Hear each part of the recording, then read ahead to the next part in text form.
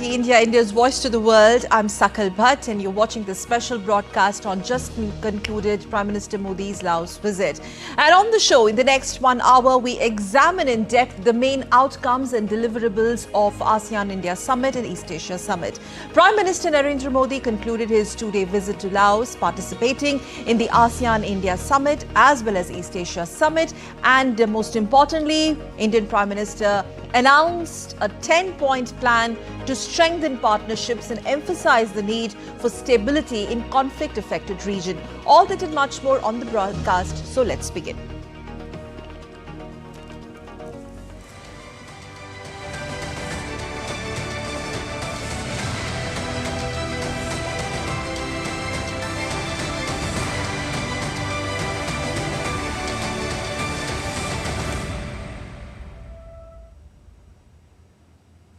India's Prime Minister Narendra Modi attended the 19th East Asia Summit in Vientiane in Laos, and during his address, Prime Minister Modi extended condolences to the countries who have been impacted by Typhoon Yagi. Prime Minister Modi noted that India's assistance in providing humanitarian aid through Operation Sadbhav, and Prime Minister Modi also emphasized on ASEAN unity and centrality. He reiterated India's interest in peace, security and stability of the South China Sea. He called for free, open, inclusive and prosperous Indo-Pacific. Prime Minister Modi said that maritime activities should be conducted under the United Nations Convention Law of the Seas. Prime Minister noted that focus should be on development, not on expansionism.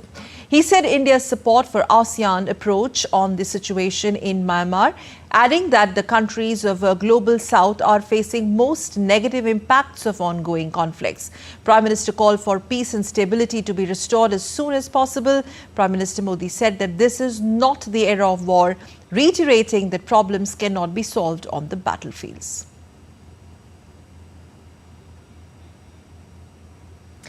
Prime Minister Modi also met Thongloun Sissothit, General Secretary of the Central Committee of Lao People's Revolutionary Party and President of Lao PDR in Vientiane on Friday. Prime Minister congratulated the President for successfully hosting the ASEAN Summit and the East Asia Summit. The two leaders discussed bilateral ties and reaffirmed their commitment to further strengthen the close partnership. They noted that India-Laos contemporary partnership was deeply rooted in age-old civilization bonds. They expressed satisfaction at the ongoing collaboration between the two countries in the fields of development partnerships, heritage restoration and cultural exchanges. Highlighting that 2024 marks a decade of India's Act East policy, Prime Minister Narendra Modi noted its salience in adding further momentum to India's engagement with Laos. The two leaders also discussed regional and global issues of mutual interest. And Prime Minister Modi also held bilateral talks with the Prime Minister of Lao PDR in Vientiane. He also congratulated the Laotian Prime Minister on successfully hosting the 21st ASEAN-India and 19th East Asia Summits. The two Prime Ministers held productive discussion on further strengthening India-Laos civilizational and contemporary linkages. They discussed various areas of bilateral cooperation such as development partnership, capacity building, disaster management, renewable energy, heritage restoration, economic ties, defense collaboration, among others. Prime Minister of Laos also thanked Prime Minister of India for India's food relief assistance provided to Lao PDR in the aftermath of Typhoon Yagi. The two leaders noted that the ongoing restoration and the conservation of Wat Phu, which is a UNESCO World Heritage Site, under the Indian assistance by the ASI or Archaeological Survey of India, imparts a special dimension to bilateral ties. Prime Minister Sifadon reaffirmed India's role on the international stage. India has strongly supported Laos PDR's chairmanship for ASEAN for 2024. Also following the talks, the MOUs and important agreements in the field of defense, broadcasting, customs cooperation and 3 quick impact projects under the Mekong-Ganga cooperation were exchanged in the presence of the two leaders. The QIPs relate to preservation of heritage of Lao Ramayan, restoration of Wat Pikya Buddhist temple with murals related to Ramayana, the Indian epic, and support to shadow puppetry theatre on Ramayana in Champasak province. All three QIPs have a Government of India grant assistance of about $50,000 each. India will also provide a grant assistance of about $1 million to improve nutrition security in Lao PDR. MOU was also signed on cooperation on broadcasting between Lao National Television, Ministry of Information, Culture and Tourism of Lao PDR and India's Prasar Bharati.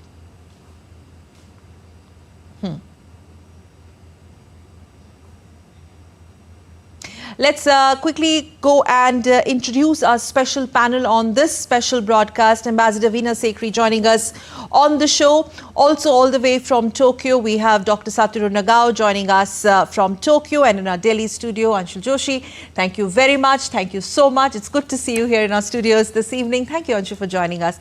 I would like to start with Ambassador Veena Sekhri. Ma'am, such a pleasure to talk to you as always. Okay, so in your mind, how do you see the outcome of the visit? We'll go one by one. First, talk about the India-ASEAN summit, the distance covered from 2023 to 2024, and do you see some sort of shift here when it comes to India's prominence and centrality in the ASEAN rubric, the way other ASEAN members now look at India and look up to India? Ambassador Sekhri. Yeah, thank you. Thank you. Good to be on your show. Pleasure. I think that Prime Minister's visit to Laos, to Vientiane, for the three important branches of his visit. The first was the India-ASEAN Summit, and this was the 21st India-ASEAN Summit, and for our Prime Minister it was the 11th India-ASEAN Summit. And the second aspect was the East Asia Summit, the 19th East Asia Summit, and in fact our Prime Minister was honoured at that summit because he was the one who has attended the most out of these 19 East Asia summits. He's attended 9 of them. And the third, of course, very important, was a bilateral visit with Laos, the bilateral talk to the Prime Minister of Laos, a call on the President of Laos, and the agreements which were concluded on that occasion. So in each of these three aspects, I think our Prime Minister's visit has been successful and important. I think if you see with the India-ASEAN Summit, it really shows that 30 years of regular cooperation with ASEAN, and the respect they have given to India over these 30 years, the growing respect, first a dialogue partner, sectoral partner, then the cooperation in individual areas, and then the summit level cooperation. And now a comprehensive strategic partnership with ASEAN and India. And then if you see the documents which were agreed upon, not only our Prime Minister's speech was very positive and strong and spoke about the importance and the high value that India gives to ASEAN, the centrality and unity of ASEAN is most important for us. And it was really welcomed in an important way because Prime Minister Modi's leadership is very, very highly regarded. And the documents that were signed, the joint statement on advancing digital transformation. Now, this is such an important matter for all of ASEAN, but the program has been laid out how we are going to advance digital structure, whether through the digital public infrastructure, then through financial technology being exchanged, training of people, capacity building, how it will happen. And when our Prime Minister was in Singapore recently, he'd also worked on this area with Singapore government, and Singapore could possibly help with all the other ASEAN countries as well. And then joint statement on strengthening the ASEAN-India comprehensive strategic partnership and how it will be strengthened specifically in different areas, whether it is maritime, whether it is trade, whether it is cooperation in other areas like even counter-terrorism. So, I think the opportunity that this 21st India-ASEAN Summit has provided to our Prime Minister and to ASEAN to reinvigorate the relationship on a very specific time-bound model of cooperation was very positive indeed. And today, when it was the East Asia Summit, I think it a very much more wider statement that our Prime Minister made, but also very well received. And he spoke about, the terrorism. He dwelt on terrorism in a big way, and he spoke about how this question of terrorism is really creating such a problem for India and for all countries in the world, and how it should be tackled collectively by all countries, and ASEAN, and then the India-ASEAN Summit and the East Asia Summit all have a very big role to play in this. He also spoke a lot about maritime security. Yes. As you Yes, we will take that up as well, ma'am, as we move on. You know, the point on terrorism, and he also touched upon expansionism. Let me quickly take this to Dr. Nagao from Tokyo. India's, what makes India now so important, and what all does India bring to the table? At the end of the summit, how do you really sum it up, Dr. Nagao? ASEAN, the way India is holding its sway and say in ASEAN's scheme of things. Dr. Nagao. Thank you very much for inviting me. Yeah, Pleasure. India is emerging in the ASEAN region because of the three reasons. Firstly, India is a responsible great power, and India respects rule-based order. Such kind of the great power the world want to get now, because China is violating rule-based order, and Russia also. So now this rule-based order itself is under threat of this challenge. And secondly, militarily, India is emerging indeed. Because about the South China Sea, in the East China Summit, Modi said, peace and security and stability in the South China Sea is the interest of the entire Indo-Pacific region. This is the voice of India. And this is very important because when we check India's role in the South China Sea, in the past, before the Act East, India said the Look East policy, even if that time India is very important, but that time India provides a country in Southeast Asia the training or maintenance of the Soviet origin weapons. But now India can provide their own products. For example, the Philippines possess BrahMos missile import from India, and Vietnam receives a naval ship from India. Okay. So that's why now India is emerging in the security arena, especially in the South China Sea. Okay. India is a very important security provider. Okay, okay. That point, India emerging as a very important and critical security provider in the South China Sea, now that we have touched upon it. Anshu, your assessment.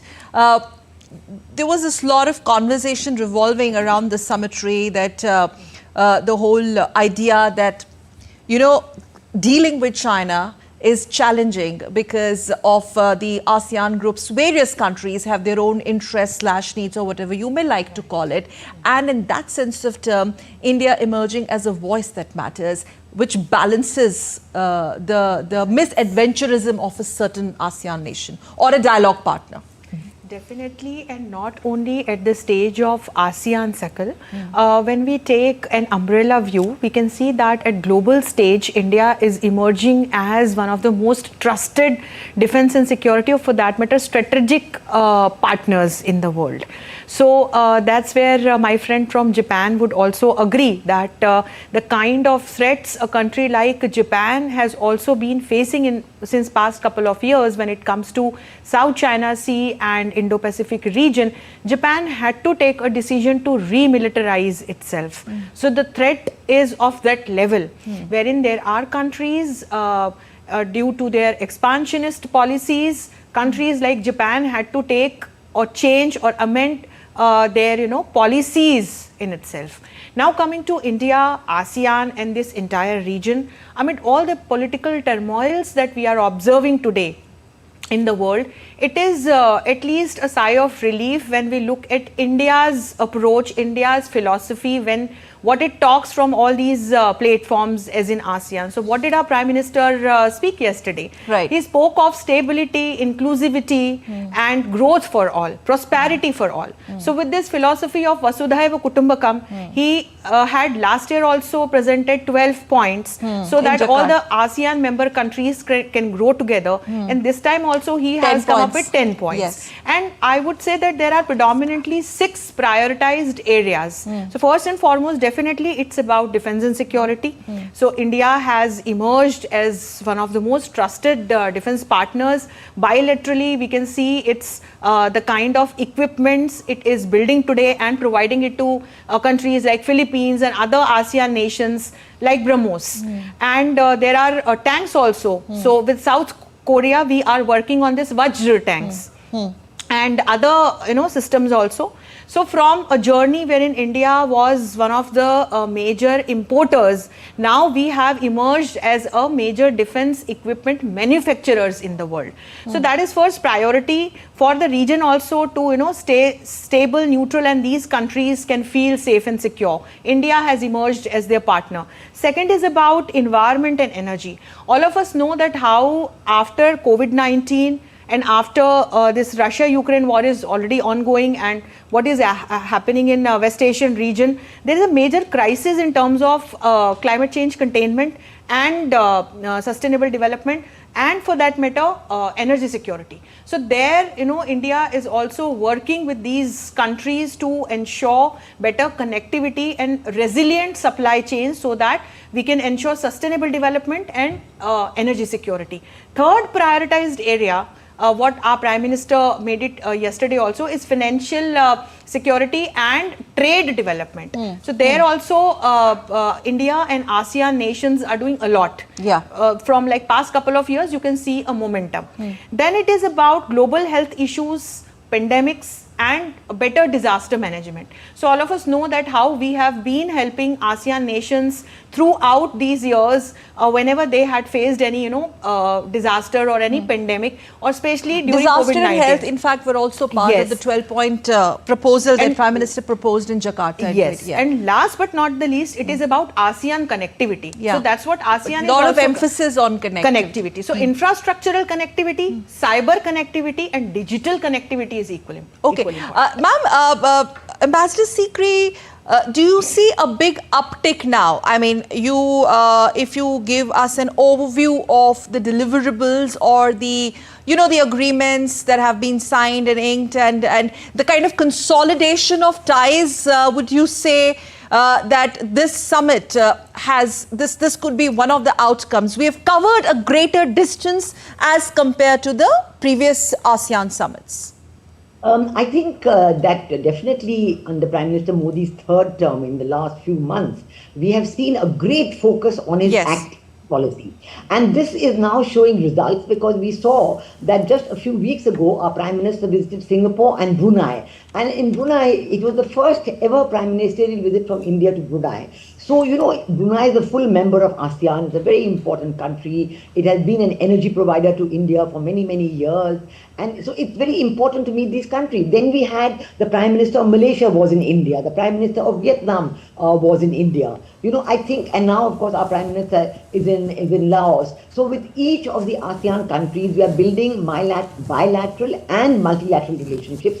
And I think this is conveying itself to the ASEAN countries individually and together, that we strongly reaffirm ASEAN centrality and ASEAN unity. Our Prime Minister spoke about Myanmar, for example, and he welcomed the ASEAN initiative, but he said we must engage with Myanmar, not isolate Myanmar. So, on each issue, Myanmar is a big sensitive issue now in ASEAN, and everybody is trying to solve the issue there between the NUG and the junta, the military government there. So I think with our Prime Minister weighing in on each of these important issues, and he's considered a senior statesman, he's considered a great leader. His words are listened to with great attention, because we actually then go ahead and implement. Yes. So I think on the question of security provider, what our colleague from Japan said, that's very important, because India is walking the talk. Whether it's Philippines and the BrahMos missile, or the maritime security, and his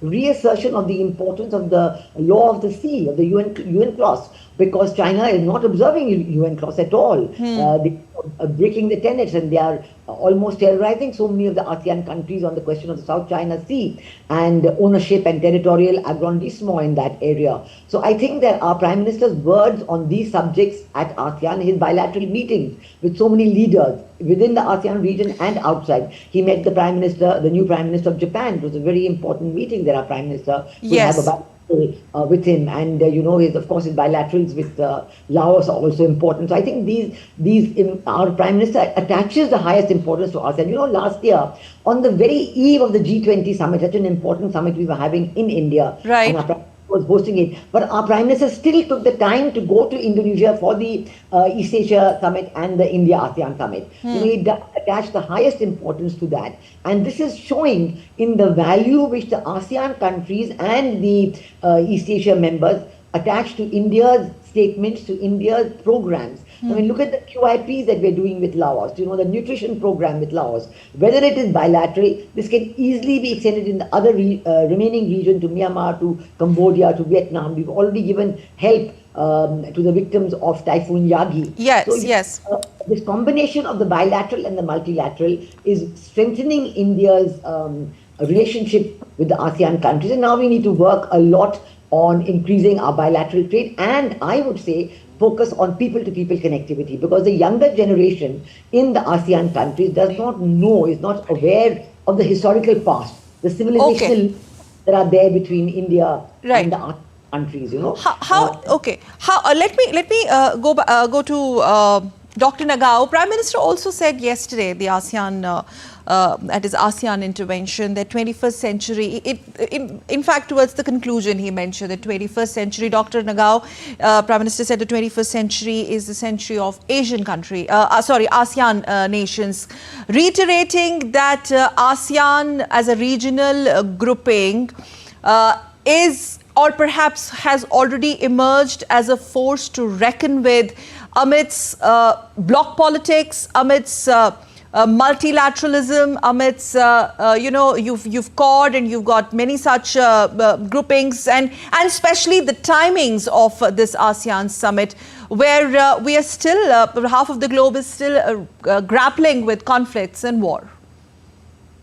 Yes, in this multilateral cooperation like ASEAN faced a big problem now because, for example, how to deal with expansion of China's policy.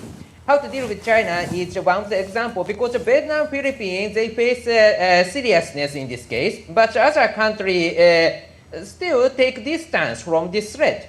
So that's why the attitude toward China, there is many gaps. And so that's why how to integrate the policy in the multilateral cooperation like ASEAN, it is not easy to agree. That's why currently the many great power cooperates ASEAN countries bilateral basis. For example, China wants to talk with country in ASEAN one by one, so bilaterally. And the US also focusing on this. For example, the East Asian Summit or the other related ASEAN Summit, this time State Secretary Blinken joined, and generally last some years, US and Vice President. So, not President, Vice President came. So why? Because they focusing on bilateral negotiation, not the multilateral negotiation. Okay. So under such kind of situations, ASEAN need to show their integrated power as one ASEAN, but they face difficulties now. So that's why Modi's participation is very important, because India try to respect ASEAN in this case. Okay, so that's a very important point.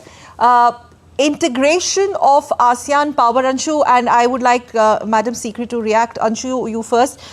Integration of ASEAN powers, where one hand you're talking about the reforms at the UNSC and multilateralism level, at that level, but then what ASEAN says now matters the most.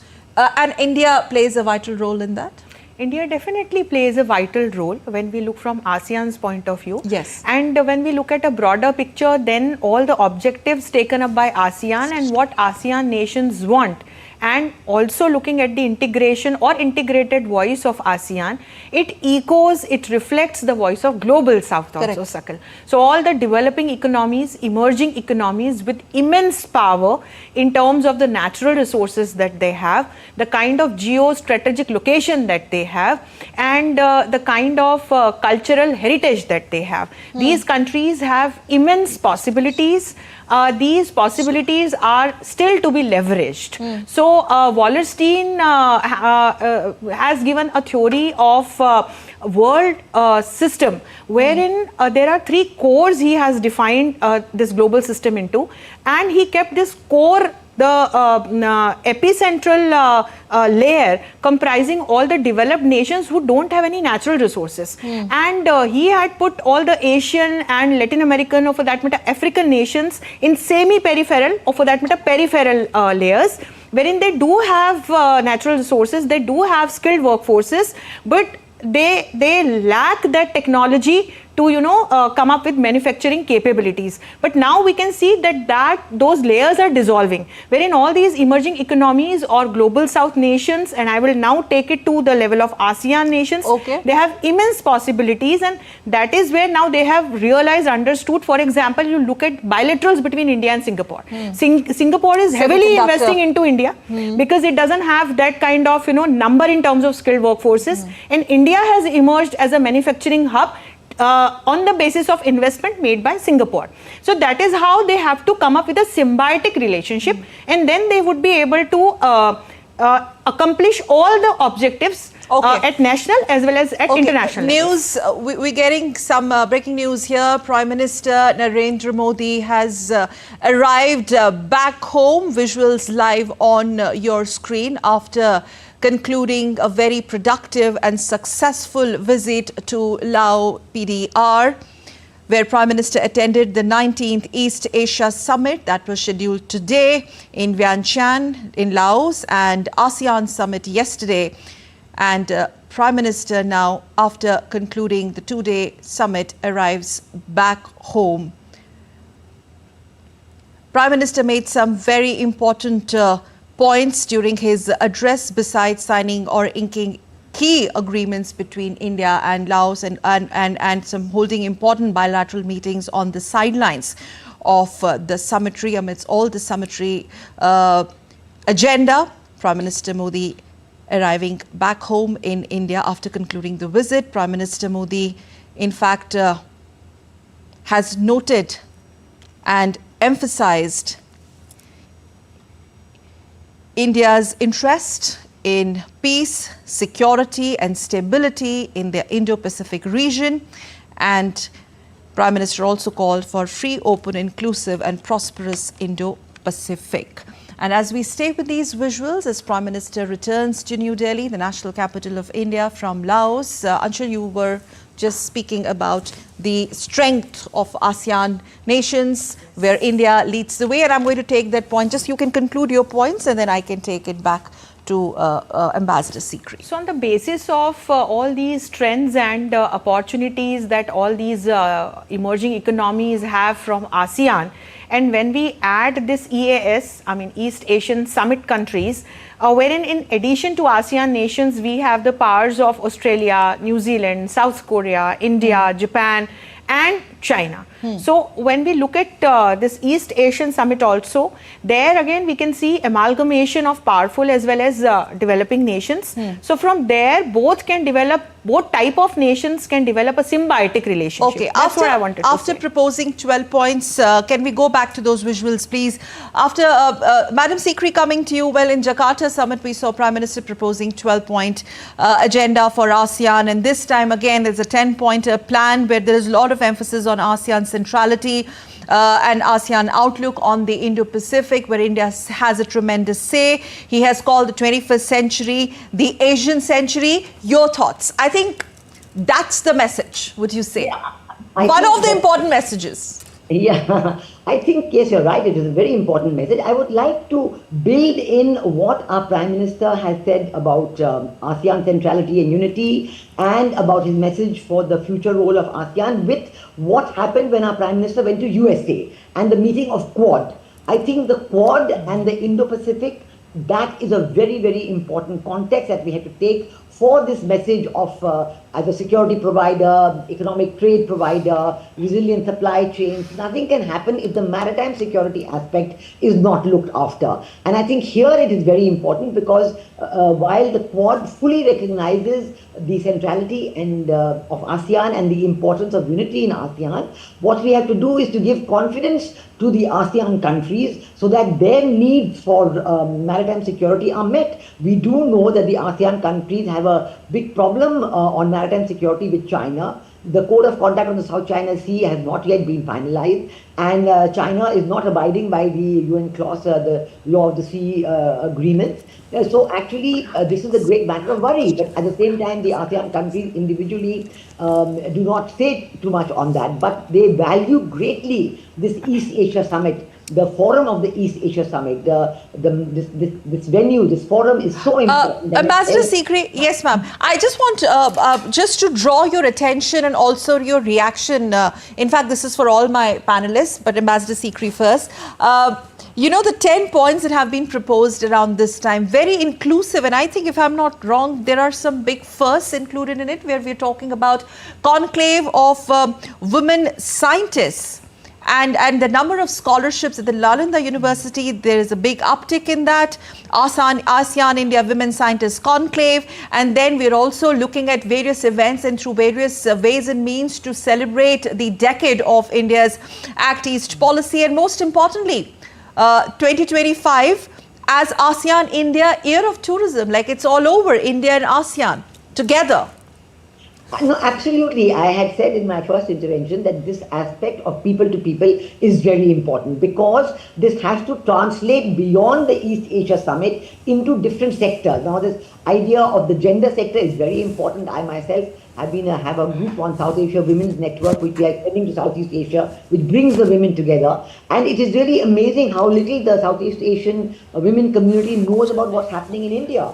So encouraging them to come in tourism to India is a very practical and important point. So they will value. I think the important point about Quad is and the ASEAN linking is translating it into bringing it down to the people's level. So they realize. Otherwise, people sitting in closed room talk about Quad, but our primary points are translating this at the people-to-people level so that they will then know about it. Nalanda University is a very, very good example of that, where people can come and study about the historicity of the relationship between ASEAN and India. Okay. And the approach on the Indo-Pacific. The ASEAN has an approach on the Indo-Pacific. India has its program on Sagar, security and growth for all in the region. Now the two have to be amalgamated, the two have to be brought together so that both ASEAN and India feel, yes, we have a common approach and we have to carry our maritime security forward based on this approach. It is very important to have that feeling at the government level, at the people's level, and at the people-to-people level. And the points made by our Prime Minister is leading right up to that. Okay, yes. Dr. Nagao, your thoughts? Yes, Prime Minister Modi said ASEAN is at the center of India's Indo-Pacific vision and the Quad cooperation. What does this mean? Indeed, India is emerging as a responsible great power in this region. Indeed, not only is interest for the world, this is interest for India too. Because, and in this case, ASEAN is located the center. Indeed, when we remember the world history, the maritime security, maritime trade routes, these one are decisive factors how great the power is. For example, the Portuguese, the Spanish, the British, United States, now China is challenging. So emerging India needs a maritime trade route, and that's why India-ASEAN connectivity will create maritime connectivity. That is interest for both of ASEAN and India. So that's why India is emerging because of this connectivity. Yes, and perhaps this has been the theme. Resilience and connectivity has been the theme of the recently concluded ASEAN summit. I'm requesting all my panelists to please stay put, because let's take a quick look at some more related stories from Laos, where India's Prime Minister Narendra Modi also met Prime Minister of Thailand on the sidelines in Lao PDR. And in a post on platform X, Prime Minister Modi said that Thailand, in fact, is a deeply valued friend of India, adding the talks between the leaders were focused on how to improve. And meanwhile, Ambassador of India to ASEAN also spoke to DD India on Prime Minister Modi's two-day visit to Lao PDR. He also highlighted how tourism also was part of the 10-point proposal the forward-looking 10-point proposal, which tourism also was an important point. Prime Minister Modi's 10-point proposal, how it looked at engaging more strongly with the ASEAN grouping. Take a look. Narendra Modi has just concluded his visit to Lao PDR for the 21st India-ASEAN Summit and the East Asia Summit. And to talk more on this and to talk more on how the visit has been, we are joined in by Ambassador Jayant, who is the Ambassador of India to the ASEAN. Thank you so much, sir, for talking to DD India. First, what we see is how significant do you think this visit was in terms of that Prime Minister Narendra Modi encapsulated various sectors in his interventions at both the summits? Yeah. See, of course, this region is very important, and Honorable Prime Minister India has given utmost importance to this region. He has, this time it was his 11th summit, and like last year you would recall that, we were the host for the G20, and East Asia and ASEAN India Summit was happening on 7th September in Jakarta, but Honorable Prime Minister made it a point to go to Jakarta, attended, the summits, came back to India and started receiving the guests, so that is the kind of importance. So why Honorable Prime Minister gives, this importance? First of all, we are neighboring, in a way, like we have 1,700 kilometer border with Myanmar, we have maritime boundary with a number of countries, Then our trade, for last 2 consecutive financial years, ASEAN has been second largest trading partner of India, only next to European Union. In terms of investment, mainly because of Singapore, but 20% of cumulative investment into India has come from this region and vice versa. Tourism is very important sector, like 7 out of 10 ASEAN member states are directly connected by flight. Brunei will happen this year, and then maybe, Philippines the next year. And then in terms of trade in services, another 10 to 12% of our trade happens with this. By the way, 6 million strong diaspora lives in ASEAN member states, which is around 16 to 17%. So if you look at the entire thing, so this turns out to be one of the most important regions for India. So Honorable Prime Minister coming here, talking to, the ASEAN leaders, and talking about Act East policy, which has, 4 broad pillars, etc. So it adds, it adds to deepening of our relationship with this region. And in that context, Honorable Prime Minister has given, 10-point program, for taking our comprehensive strategic partnership forward. And also on the sidelines of the East Asia Summit, Prime Minister Modi met the President of South Korea, Yoon Suk-yeol, on Friday. These are the visuals.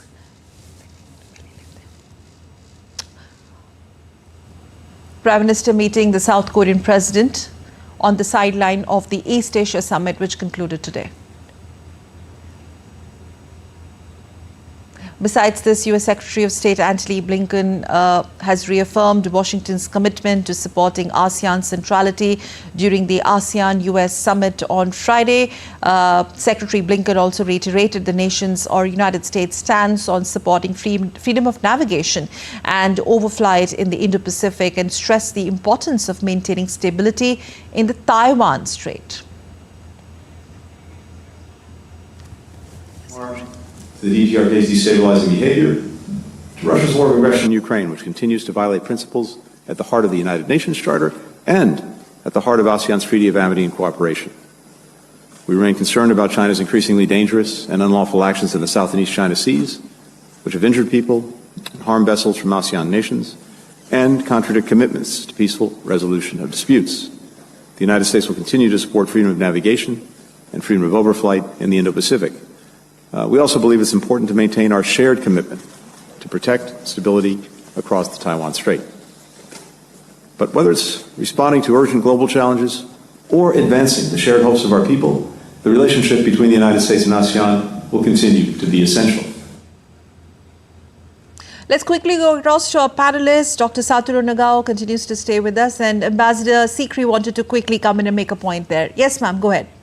I wanted to highlight the visuals you showed are very important. The importance of the bilateral meetings that have taken place for our Prime Minister on the sidelines of the East Asia Summit and earlier the India-ASEAN Summit. You know, say the Prime Minister of Thailand, the new Prime Minister, the new young Prime Minister of Thailand. Yeah. You know, we all in India looking forward to the BIMSTEC Summit, which was going to be hosted in Thailand. But because of government, it had to be postponed. So it's a very good opportunity that our Prime Minister could meet the new Prime Minister of Thailand and talk about the bilateral relationship and the importance of BIMSTEC and having the summit. Then the bilateral with the Prime Minister of Japan, that's very, very important because we've just Japan now has a new Prime Minister and a very dynamic and important, strong Prime Minister. And the bilateral meeting with our Prime Minister was very significant in the context of bilateral relations and for Quad and for others. So I think this is South Korea, you know, meeting the Prime Minister of South Korea as well. So all these bilaterals give our Prime Minister and the corresponding leaders from these countries like South Korea and Japan and Thailand and others a great insight, and it helps to plan the bilateral relationship and to carry it forward in the context of India's own, strongly developing Act East policy. This is the 10th year of India's Act East policy. Our president had gone to Timor-Leste, and Timor-Leste present at all these meetings in the Laos PDR. So I think that, this importance of the bilateral meetings that you get through these multilateral occasions, the bilateral connect that comes about is so significant for planning the future relationship, because you can't always have bilateral meetings or bilateral visits all the time, given the schedule of all the leaders, and these occasions are very important. So I think, this is the fourth dimension. We spoke about the bilateral with Laos, the East Asia Summit and the India-ASEAN Summit, and the fourth dimension is the bilaterals with the other countries. Who our Prime Minister has met, which have been of great significance. Okay. Right, ma'am. Anshu, you wanted to come in here? The whole component of bilateral on the sidelines, and especially the ones in this edition. Indeed, these multilateral platforms are very important, as in they provide a stage to all the member nations of that particular forum or platform to come together and talk. More than that, these sideline talks are very important. For example, take the talk happened between our Prime Minister and the PM of Thailand. Look, from connectivity's point of view, there is a very ambitious project going on. There is a trilateral project among India, Myanmar and Thailand, whereas a road is under construct from India to Thailand via Myanmar. And what is happening in Myanmar is actually worrisome for all the member nations. And from when we look from this connectivity's point of view also. So meeting Thai PM was actually significant from these kind of things also, which are like practically on ground happening. Then our Prime Minister also met Blinken, who is the US Secretary of State, and India also sits in Quad. We should not forget, our Prime Minister recently visited United States of America, and we'll be hosting the next Quad Summit next year, when we would be completing 10 years, a decade of our strategic partnership with South Korea.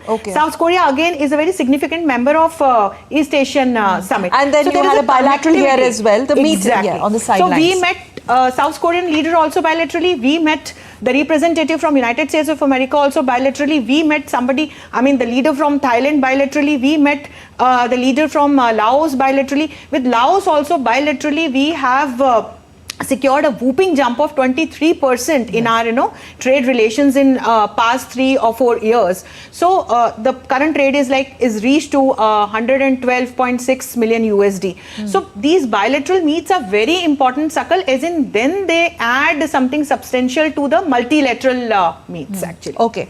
In fact, staying with some more news in terms of outcomes and what all happened in Laos, Prime Minister Modi also met US Secretary of State Antony Blinken on the sidelines of the East Asia Summit in Vientiane in Laos on Friday. In fact, Prime Minister just concluded a 2-day visit to the South Asian country. He also extended his condolences for the loss of lives due to Hurricane Milton that hit Florida in United States recently. In fact, Prime Minister Modi was the first leader to be invited to address the East Asia Summit after the host and the incoming chair, according to sources. India's role and importance in the ASEAN was recognized in a big way. Also, sources are telling your channel DD India that Prime Minister Modi was also recognized as the only leader in the room who has participated in the most number of East Asia Summit, which is 9 out of 19 East Asia Summits. The East Asia Summit refers to the meeting of heads of states, governments of East Asia, participating countries, which is convened annually. The East Asia Summit process was initiated in 2005, way back, with the convening of the first East Asia Summit in Kuala Lumpur, Malaysia. And in his address, Prime Minister Modi said that India has always supported ASEAN unity and centrality, noting that ASEAN is also at the center of India's Indo-Pacific vision and Quad cooperation. And on the sidelines of the East Asia Summit, Prime Minister Modi met President of South Korea, we already told you, Yoon Suk-yeol, on Friday. And Prime Minister Modi gifted some exquisite items to the world leaders during his two-day visit to Laos. Leader of New Zealand, Japan, Laos PDR in Thailand presented with unique articles studded with precious stones, silver work, peacock figurine, and intricate wooden box table, also a vintage brass Buddha statue and a scarf. The gifts present are a symbol certainly of Indian traditions and were crafted by the skilled artisans of India. On Prime Minister Modi's visit to Laos PDR, Ministry of External Affairs of India, and the Secretary Jaideep Majumdar has said that ASEAN leaders have appraised India's cooperation in many areas of diverse collaboration as a result of India's Act East policy, and also they praised the very positively, they praised India's leadership role in the digital public infrastructure and the fact that ASEAN countries can benefit significantly from this. And the Prime Minister reviewed our relations, the comprehensive relations that we have with ASEAN. ASEAN leaders especially very positively appraised our cooperation as in many areas of diverse collaboration as a result of India's Act East policy. And also they appraised very positively India's leadership role in digital public infrastructure and the fact that ASEAN countries can benefit significantly from this. Let me go back to our panel. We have with us Dr. Nagao and Anshu in our studio. Anshu, I'm sure you would want to say something on the way Prime Minister was accorded the warm reception. In fact, it was different in so many ways. Yesterday, upon arrival at Laos, where you just not only had the Indian diaspora holding Indian flags, yes, but Lao nationals also, that rendition of Gayatri Mantra, yes, and Ganesh Stuti, and then also this performance of the Bihu dance, which happens to be very popular folk dance of the northeast of India, yes, Assam. I think signifying and further reiterating how two countries are linked civilizationally and culturally. So there are two things here. First and foremost, every time our Prime Minister visits a country, this is the kind of welcome we always see, how people, Indians living in that country and the other officials of that particular country, how they greet and welcome our Prime Minister. And there we have seen, for that matter, here we can see that there is a long age-old civilizational bond between Laos and India, or for that matter all the ASEAN member nations and India. It was very heartening to see Laotian nationals. Yes, and they were chanting Gayatri Mantra also. But now just imagine a situation where when our Prime Minister visited United States of America, similar pictures we saw during his visit to United States of America, and this shows how Indian culture, Indian philosophy, how the way we Indians live are being acknowledged and loved by the entire world today. This is because of our Prime Minister's humongous efforts of spreading the message of Vasudhaiva Kutumbakam through different platforms, including the mighty platform of G20, and also coming up with an idea of boosting people-to-people connect. Because in diplomacy, that's the most important pillar. Because of boosted or strengthened people-to-people connect, be it in the area of education or culture or of sports or like women-led development of women empowerment, this all leads to nations to have better bilateral relations and better strategic cooperation. So basically, better people-to-people connects actually provide the fundamental, that stone, I would say, on the basis of which better strategic collaborations or cooperations could be made. So it's actually such a beautiful picture to watch, and it fills our hearts with great joy and pride with a message that we can collaborate and progress instead of competing and pushing each other. Okay, Dr. Nagao, coming to you, one final question. But in two parts. So finally, how do you see the outcome of both summits, the ASEAN Summit and the East Asia Summit, in terms of new areas of collaborations and convergences between India and the ASEAN nations, India's voice amongst the ASEAN nations, the outcome of the summit? Prime Minister Modi has done well, I believe, because multinational corporations like ASEAN face a problem, but India shows the president to respect ASEAN. That is the first thing. Second one, bilateral-based negotiations also happen as a sideline event of the ASEAN and agreed many things. So that's why the both of two, multinational and bilateral, Prime Minister Modi has achieved a lot. So that's why this was very successful diplomacy of the Prime Minister Modi, I believe. Okay, successful diplomacy on display. Anshu? Indeed, and this is what India is teaching and spreading as a message to the world, that this is not the time for wars, this is the time for development. Our Prime Minister keeps reiterating this message from all the platforms, be it the platform of ASEAN or EAS or Quad, or for that matter United Nations also. This is what he has been sharing as a message, and that's what we are not only saying, we are also proving it to world. We are helping other nations in coming up with the better digital infrastructure, better healthcare systems, better in terms of defense and security also coming up with better mechanisms. So all in all, it was a very successful trip of our Honorable Prime Minister, and I would say that resilience and connectivity are the key words, and India would continue with this. Quick one. Now, since you spoke about the mechanism, and this also coincided with us marking the decade of India's Act East policy. So this whole transition from Look East to Act East, and not only just talk or the template of Act East, but actually walking the talk. Exactly. Do you see that really consolidating in this visit? Because like you mentioned at the very outset of the show, that there has been the way Prime Minister Modi in the third successive term has engaged aggressively with some of these Southeast Asian nations. Right. So we have to, before we go into nuts and bolts of these, platforms or forums and looking at their objectives and their tactical objectives and their strategic objectives, we should look at a umbrella picture. And that's where I see these objectives, be it the platform of ASEAN or Quad or G20 or G7, you could see different flavors in terms of the kind of member nations that they have.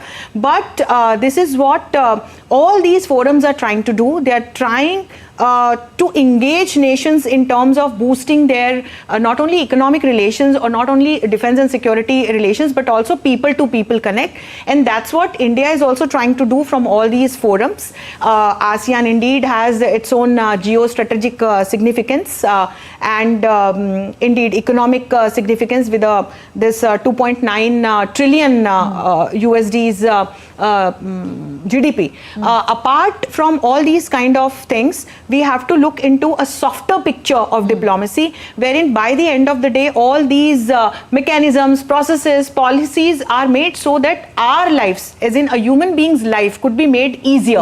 And that's what our Prime Minister is saying, that we should collaborate, we should leverage each other's strength, and then we can, progress together.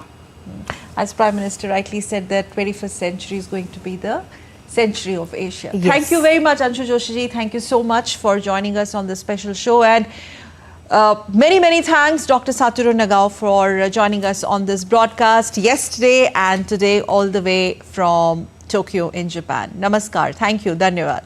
And with that, it's time to wrap up this special edition of this special broadcast, Decoding Prime Minister Modi's Laos visit. With that, I take your leave from me and my entire team. Thank you for staying with DD India. Stay with us for more.